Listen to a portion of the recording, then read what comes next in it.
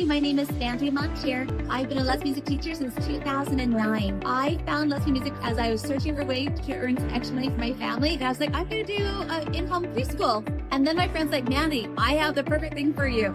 And I realized it was like a musical preschool in my home. Not quite, but yes. And I loved it. Love Les music because when I'm having a harder day, I show up to teach classes and I have to put a smile on my face. And by the time I'm done teaching, I really am smiling. I would say to anyone who's a new teacher to just believe in the curriculum. I remember teaching my very first year, telling parents that they were going to teach kids to compose music. And I was like, oh my goodness, don't make a liar of me. Don't make a liar of me. This is going to be so hard. It was so easy. And they've all done it every single year. These children are amazing and Les music is amazing. The curriculum grows and gets better every year. So when you are recruiting, some of the best things that have helped me is to set a high expectation for the parents when they meet you the first time. Praise them, tell them how wonderful this program is. Just believe in the outcome, the vision of what we've created because it works.